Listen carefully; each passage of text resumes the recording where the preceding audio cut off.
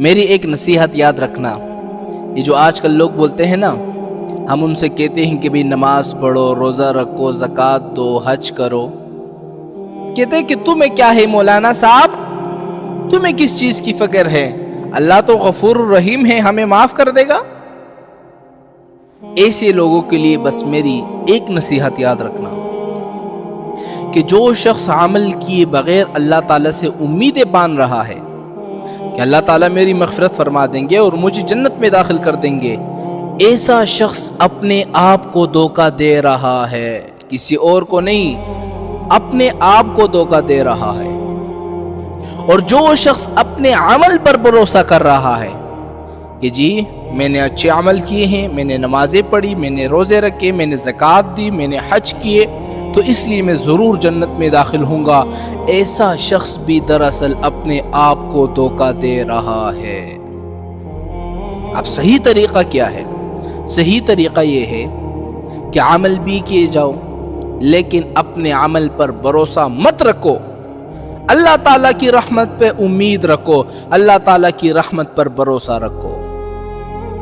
عمل کیے بغیر اللہ تعالیٰ کی رحمت سے امیدیں باندھنا آپ کو پتہ ہے کیوں غلط ہے؟ آپ عمل بھی نہیں کرتے لیکن اللہ تعالیٰ کی رحمت سے امیدیں باندھ رہے ہیں. یہ غلط اس لیے ہے کہ اللہ تعالیٰ خود فرماتا ہے کہ میری رحمت اسی شخص پر متوجہ ہوتی ہے جو عمل کرتا ہے. اگر کوئی شخص عمل ہی نہیں کرتا بلکہ غفلت میں وقت گزار رہا ہے تو ایسے شخص کو یہ بات جان لینی چاہیے کہ جس طرح اللہ غفور الرحیم ہے اسی طرح شدید العقاب بھی ہے. اس لیے جو شخص عمل کیے بغیر اللہ کی رحمت سے امیدیں باندھ رہا ہے وہ در حقیقت اپنے آپ کو دھوکہ دے رہا ہے. اور یہی معاملہ میرے بھائیوں، یہی معاملہ میرا اور آپ کا ہے. نہ ہمارے روزے اللہ تعالیٰ کی بارگاہ میں پیش کرنے کے لائق ہیں، نہ ہماری تراویح اللہ تعالیٰ کی بارگاہ میں پیش کرنے کے لائق ہیں، نہ ہماری تلاوت ایسی ہے کہ اللہ تعالیٰ کی بارگاہ میں پیش کرنے کے لائق ہو. لیکن اگر اللہ تعالیٰ کی رحمت پر اگر ہم نظر ڈالیں تو اللہ تعالیٰ خود فرماتا ہے کہ میں تمہاری برائیوں کو اچھائیوں میں تبدیل کر دوں گا. تو اس لیے میرے بھائیوں اس غلط فہمی میں نہ رہنا کہ بھئی اللہ غفور الرحیم ہے مجھے معاف کر دے گا. تم کہاں سے مولوی ہو مولانا صاحب، تم ہمیں کیوں نصیحت کرتے ہو؟ تو میری یہ بات یاد رکھنا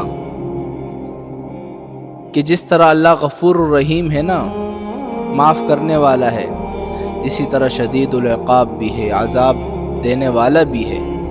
بس لوگوں نے یہ رٹا لگایا ہوا ہے کہ اللہ غفور الرحیم ہے، غفور الرحیم ہے. یہ بھی تو دیکھو نا کہ شدید العقاب بھی ہے.